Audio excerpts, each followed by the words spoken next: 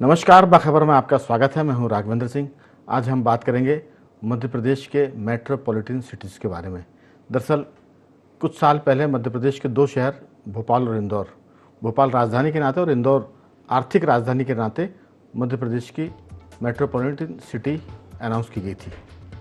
इसमें ख़ास बात है कि शहर तो छोटे हैं, लेकिन आसपास के कस्बों को और एक दो जिलों को मिलाकर मध्य प्रदेश के शहरों को मेट्रोपॉलिटन सिटी का दर्जा दिया गया है, जिसमें भोपाल के साथ इंदौर और अब इस कुनबे में विस्तार किया जा रहा है। इसमें इजाफा ऐसा हो रहा है कि जबलपुर ग्वालियर की बारी भी इसके साथ आ गई है। अब ये दो शहर भी बड़े बड़े सपने देखेंगे, सड़कों के अच्छे ट्रैफिक जिसे कहते हैं कि पब्लिक ट्रांसपोर्ट के, लॉ एंड ऑर्डर के, और हम आम आदमी के नाते ये भी कहते हैं कि अच्छी स्वास्थ्य व्यवस्था के भी सपने इन शहरों को देखने पड़ेंगे, क्योंकि ये मेट्रोपॉलिटन सिटी हो रहे हैं। इसी पर विस्तार से बात की, क्या इसके लिए पैसा है? अगर पैसा है तो क्या योजनाओं को लागू करने के लिए पर्याप्त इनके पास बुद्धिबल है? क्योंकि पैसा होता है तो खराब फ्लाईओवर बन जाते हैं। अगर पैसा होता है तो सड़कें सीमेंटेड ऐसी बनती है कि वो घर एक तरह से झील में हो जाते हैं और सड़कें ऊपर हो जाती है, बारिश का पूरा पानी करोड़ों रुपए के घरों में घुसने लगता है। क्या ऐसे मेट्रोपॉलिटन सिटी बनेंगे? तो हमारी चर्चा का ख़ास मकसद है कि नाम में क्या रखा है। छोटे शहर ही अच्छे हैं, बशर्ते कि वो ठीक ठाक हो। इसी पर विस्तार से बात करेंगे। चर्चा के लिए हमारे साथ मौजूद है स्टूडियो में हमारे IND24 के consulting editor Shri Yogiraj Yogesh ji. Phone line पर रहेंगे मध्य प्रदेश के युवा और वरिष्ठ पत्रकारों के बीच में कड़ी गौरव चतुर्वेदी जी।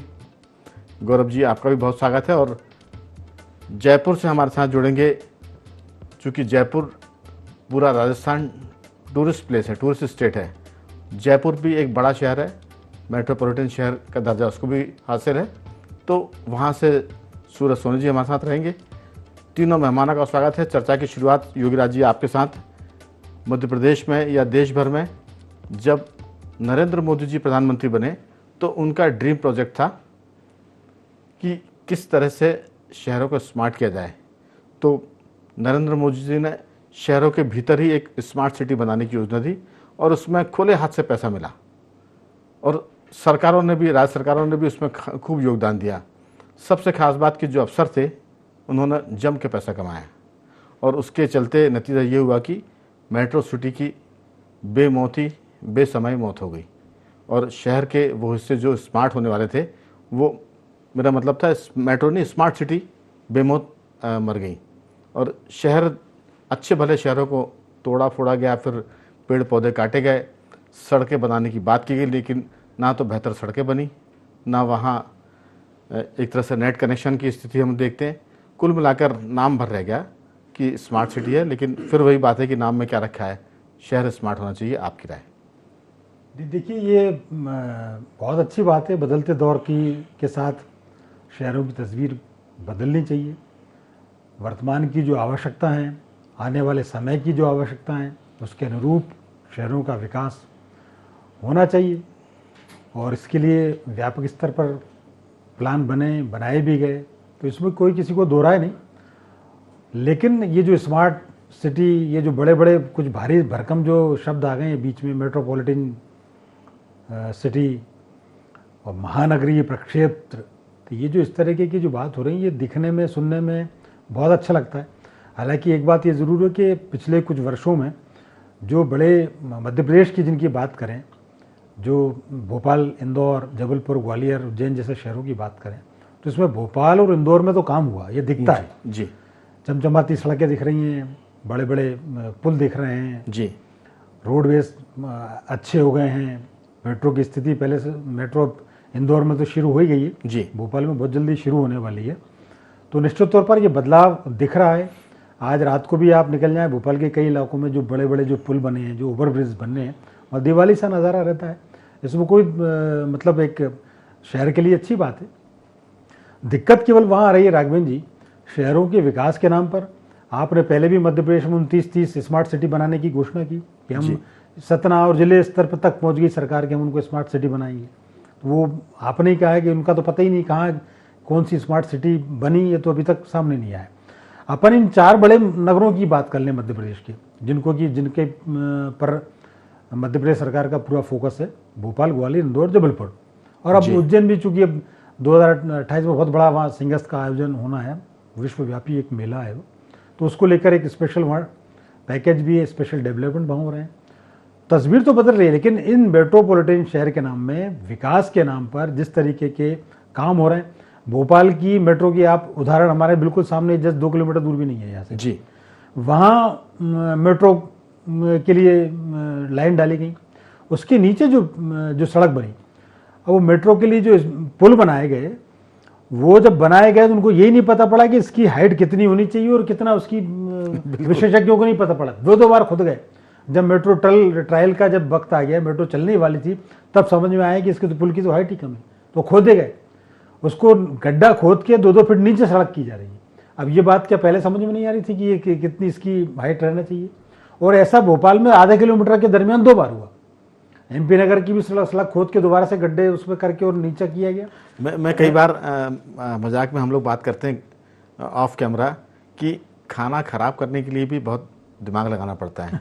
अगर कोई काम बिगाड़ना हो तो उसके लिए भी ऐसा थोड़ी ना कि आराम से बिगड़ जाता है।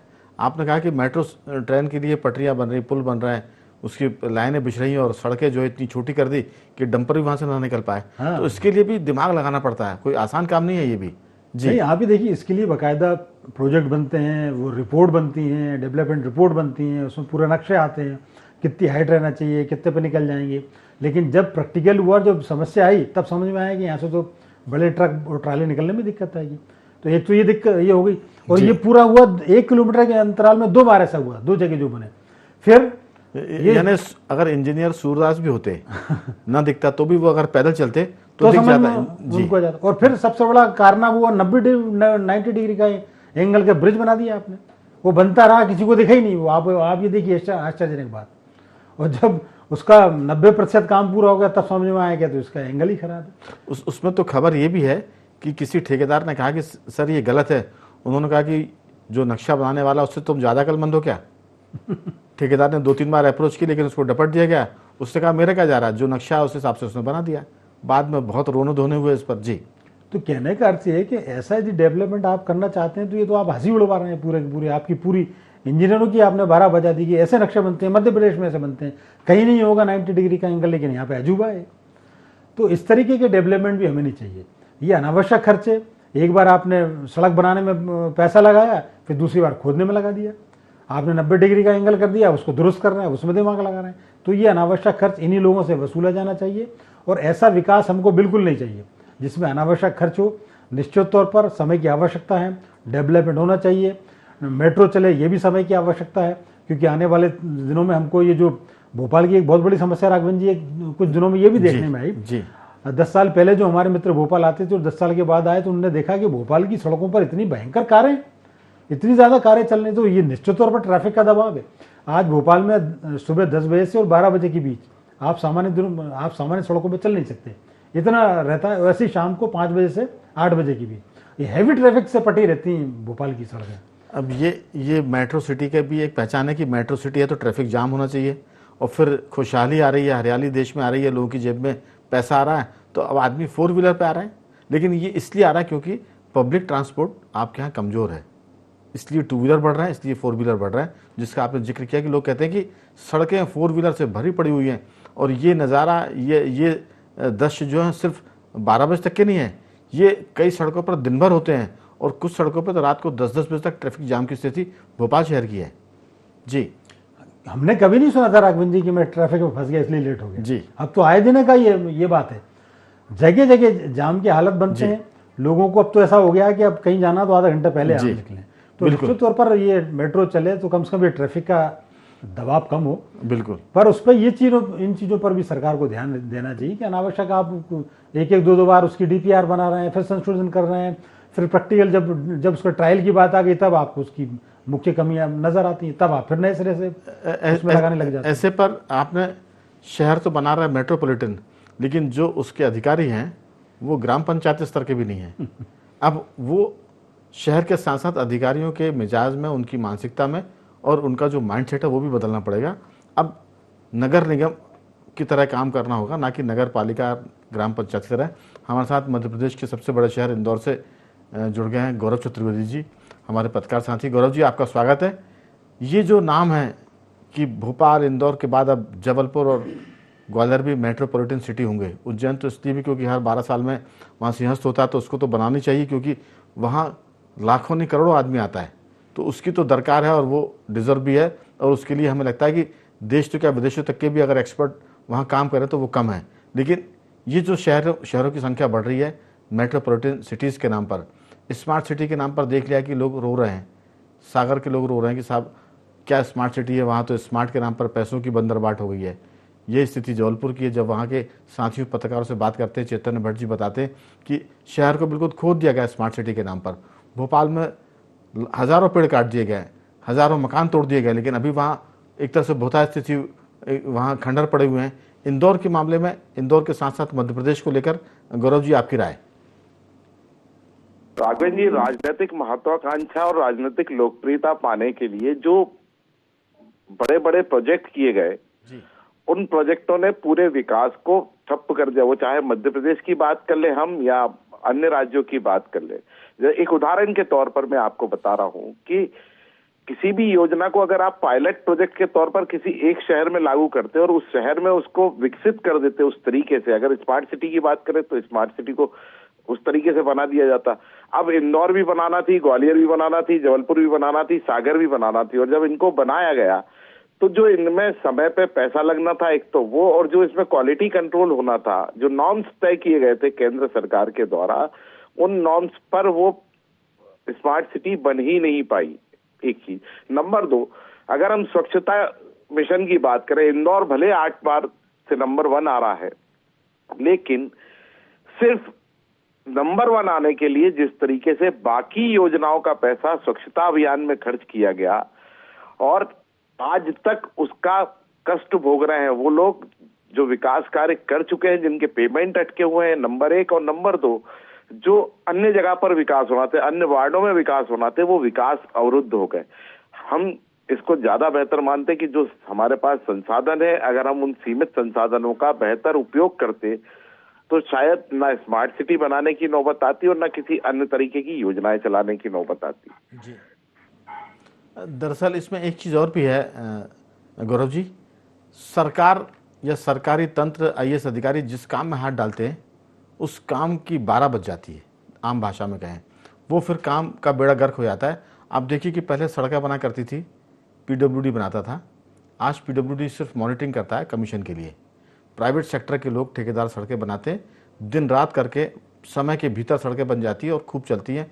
5-5 साल का वो एग्रीमेंट करते हैं, मेंटेनेंस का अच्छा काम होता है।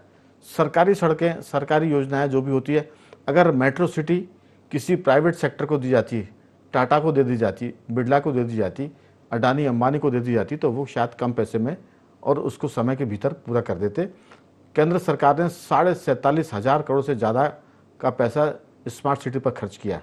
भोपाल की बात करें तो भोपाल में राज्य सरकार ने स्मार्ट सिटी के लिए 1200 से 1300 करोड़ रुपए खर्च किया, ऐसा आंकड़ा बताता है। और अगर हम ग्राउंड जीरो पर देखें तो सिर्फ पेड़ कटे हैं, पुराने अच्छे खासे सरकारी मकान थे उनको तोड़ दिया गया।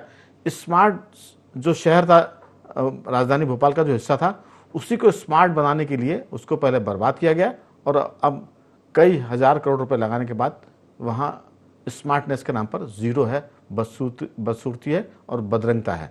तो सवाल है कि क्या सरकारी तंत्र जब काम करेगा तो वो उसमें बंदरबाट होती, पैसे खाने की, कमीशन खोरी की। मैं इस पर बाद में आऊँगा, लेकिन पैसों की बर्बादी बहुत होती है, सिर्फ नाम से कुछ नहीं होगा। स्मार्ट सिटी को हम देख चुके हैं, मेट्रोपॉलिटन सिटी की हम बात कर रहे हैं। सरकार का विज़न अच्छा है, लेकिन पालन कौन करेगा? वही उनके भ्रष्ट अधिकारी कर्मचारी। मैं लौटता हूँ आपका, जयपुर से हमारे साथ जुड़ गए हैं सूरज जी, क्योंकि पूरा राजस्थान एक टूरिस्ट स्टेट है, टूरिज़्म का सबसे बड़ा वहाँ देश में सेंटर है, कम से कम नॉर्थ इंडिया की बात करें।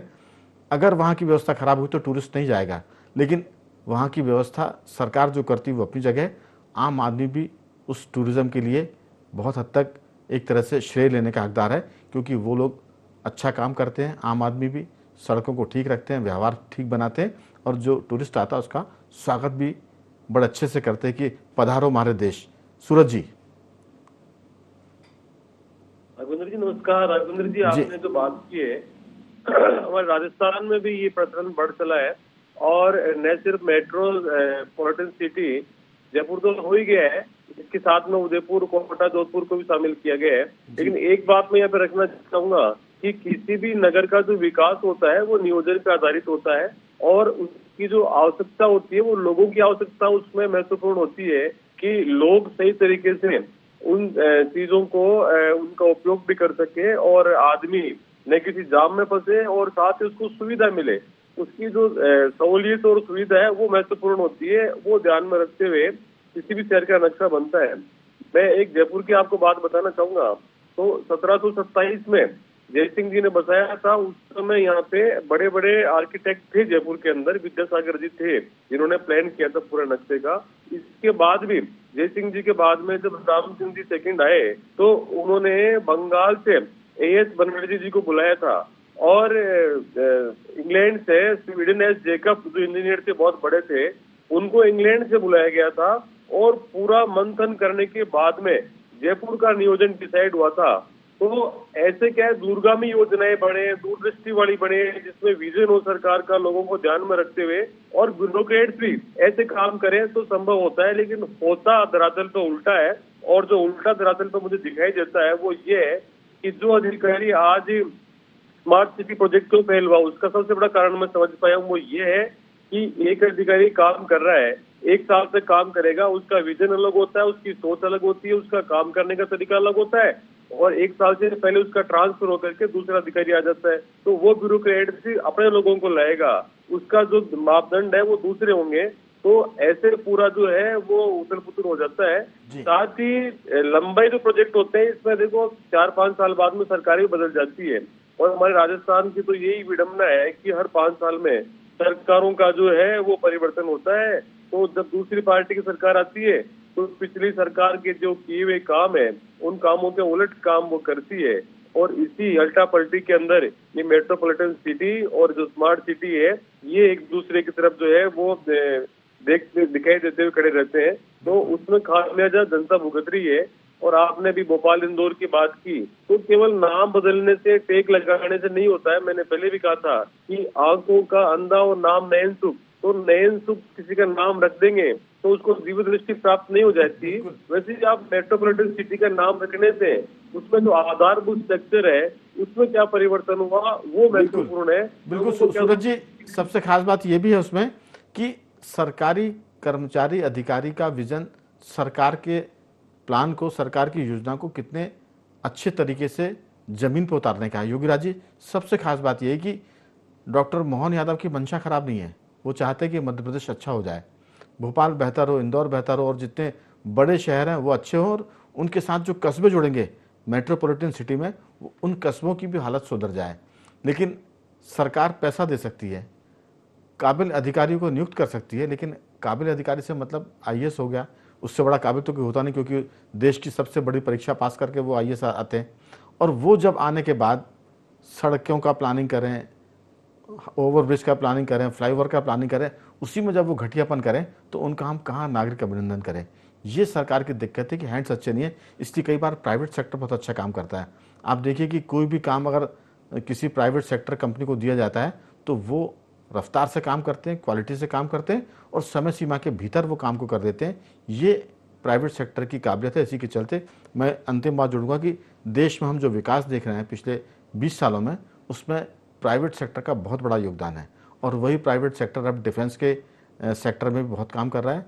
डीआरडीओ ने अच्छा काम किया, इसमें कोई बात शक नहीं है, एचएएल अच्छा काम कर रहा है, लेकिन प्राइवेट सेक्टर का जब तड़का लग रहा है तो उसमें रिजल्ट बहुत अच्छे आ रहे हैं। मुझे लगता है कि सरकार को इस तरफ ध्यान देने की जरूरत पड़ेगी। जी नहीं, निश्चित तौर पर आप ये देखिए, हमारे यहाँ भोपाल में ही कमलापति स्टेशन जब बना तो एक अच्छा टॉप क्लास का स्टेशन बन के तैयार हुआ, लोगों को बेहतरीन। अगर यही काम सरकारी एजेंसी करती तो क्या होता, कम से कम 20 साल में बनता और उसकी कीमत कम से कम 10 गुना बढ़ जाती। बिल्कुल ठीक बात जी।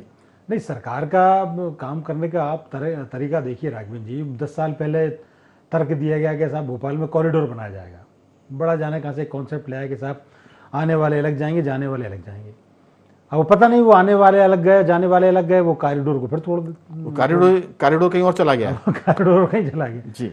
तो ऐसे मुझे समझ में नहीं आता है कौन ऐसे विजनरी इनके ऑफिसर हैं जो 10 साल पहले कुछ देखते और 10 साल बाद ही उसको फिर तोड़ना पड़ता है। तो या तो आपकी प्लानिंग वहीं गड़बड़ थी, कि साहब कॉरिडोर, और उस कॉरिडोर बनने से ये हुआ था कि हादसे और बढ़ गए थे। सड़क वैसे ही कम थी और वहाँ आपने दो डिवाइडेशन कर दिए, और फिर अचानक ज्ञान प्राप्त हो गया यही वाला कि नहीं नहीं साहब वो सड़कें छोटी हो रही हैं, अब उनको तोड़ा जाए। तो पहले बनाओ फिर तोड़ो। भोपाल में कई रोटरी आपने भी देखी होंगी, हमने भी देखी होंगी, पहले इतनी चौड़ी चौड़ी बड़ी बड़ी रोटरी बना दी गई कि वो परिक्रमा करनी उसका कठिन हो गया। बिल्कुल। तो फिर जब लगा कि इसमें समय लग रहा था फिर रोटी छोटी कर दी आपने। फिर एक अप्सरा उन्होंने फिर बनाना शुरू कर दी। तो बनाओ और तोड़ो और बनाओ, इसी में मतलब डेवलपमेंट हो रहा है। तो उसी में चक्कर लगा रहे हैं। कभी पाथवे बना देते हैं साहब, बढ़िया पाथवे बनेगा, फिर कभी पाथवे तोड़ देते हैं जी। तो ये जो अनावश्यक खर्च हो रहा है, आपके दृष्टिकोण में आपका विजन ठीक नहीं है, बिल्कुल आपका दूरगामी सोच ठीक नहीं है, आप ठीक से नहीं सोच पा रहे हैं कि वास्तव में हमें कैसा भोपाल बनाना है, कैसा इंदौर बनाना है, उसके लिए क्या प्लानिंग है। तो ऐसे अभियंताओं को, ऐसे इंजीनियरों को पहले तो ट्रेनिंग लें कि आप जो विजन बना रहे हैं वास्तव में वो इम्प्लीमेंट होने के बाद कैसा उसका स्वरूप होगा। जी। गौरव जी, अब इसके लिए तो आजकल फैशन है पावर पॉइंट प्रेजेंटेशन, खूब अच्छा स्क्रीन पर दिखा देते हैं। सरकारों में खासतौर से मुख्यमंत्री कोई भी हो, डॉक्टर मोहन यादव, अच्छा विजन है, लेकिन अफसरों का क्या किया जाएगा, क्योंकि सारी योजनाओं को पलिता अफसर लगाते हैं। अच्छे काम भी वही करते हैं, अच्छे काम के लिए तो उनकी नौकरी है, सरकार तनख्वाह दे रही है, उनको सुविधाएं दे रही है, अच्छा काम करना उनकी जिम्मेदारी है, लेकिन 90% उल्टा काम करते हैं और उस तरह से सरकार की योजनाओं की बर्बादी होती। आपकी छोटी सी टिप्पणी। राघवेंद्र जी, हम अफसरों को और कर्मचारियों को ही सिर्फ दोषी नहीं ठहरा सकते हैं, उन पर नियंत्रण रखने का अधिकार मुख्यमंत्री के पास है, जीडी मंत्रालय उनके पास है, होम मंत्रालय उनके पास है। तो वो अगर कोई अफसर गलत कर रहा तो उसके ऊपर कार्रवाई करें, कोई कर्मचारी गलत कर रहा तो उसके ऊपर कार्रवाई करें। आप देखिए मध्य प्रदेश में कितने छोटे छोटे कर्मचारियों के पास कितने करोड़ों रुपए निकले हैं। कार्रवाई किन के ऊपर हुई? छोटों के ऊपर हुई। बड़े अफसर क्यों बच रहे हैं? बड़े अफसरों के ऊपर कार्रवाई क्यों नहीं हो पा रही? बड़े अफसर इसलिए बच रहे हैं, मैं बताऊं गौरव जी, आपकी अनुमति तो बताऊं मैं क्यों बच रहे हैं जी। इसलिए बच रहे हैं कि उनके पास इतना पैसा निकलेगा कि लोग संभाल नहीं पाएंगे, तो इस घबराहट में बच रहे हैं, क्योंकि छोटों के पास ही करोड़ों से कम नहीं निकल रहा, 10 करोड़ रुपए, 20 करोड़ रुपए, इससे कम निकलता नहीं है, मशीनें थक जाती गिनते गिनते। जी। और सबसे बड़ी चीज है कि आप कुछ जहां एक सीमित विकास करना, स्मार्ट सिटी भी बनाना थी, हमने मान लिया स्मार्ट सिटी बनाने के लिए, तो आपको नई बिल्डिंगें बनाने की जरूरत नहीं थी। आप स्मार्ट सिटी के नाम पर फ्लाईओवर्स, अगर नए फ्लाईओवर्स बना के दे देते तो आम आदमी को जो ट्रैफिक की समस्या से जूझना पड़ रहा है उससे बच जाता। आज सड़कें है नहीं, फ्लाईओवर्स बना नहीं रहे, बहुत बड़ी मुश्किल में जाकर वो एक आध दो पुल बना पाते हैं, वो भी 90 डिग्री का बना देते हैं, गलत बना देते हैं। तो जब तक इस पर नियंत्रण के लिए कठोर कार्रवाइयां नहीं होंगी ऊपर से, तब तक इसमें कोई सुधार संभव नहीं है। और जो मेरा तो सबसे बड़ा मत ये है कि जो जिस गांव, चाहे पंचायत हो, चाहे गांव हो, चाहे शहर हो, चाहे नगर पालिका हो, नगर परिषद हो, जो संसाधन है उनका बेहतर उपयोग कर लीजिए। आपको कोई नई चीज देने की आवश्यकता नहीं पड़ेगी। एकदम।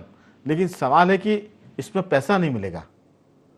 अगर पैसा चाहिए तो फिर आपको नए नए सपने देखने पड़ेंगे, दिखाने पड़ेंगे, पावर पॉइंट प्रेजेंटेशन करना पड़ेगा, और गलती हो जाए 90 डिग्री एंगल के पुल फ्लाईओवर बन जाए तो फिर किसी का बाल बांका ना हो, ये भी उसमें व्यवस्था एक लाइन जुड़नी चाहिए। जैसे पहले होता था कि किसी के यहाँ से जब सामान लेके आते थे तो नीचे लिखा होता था भूल चूक लेने देनी।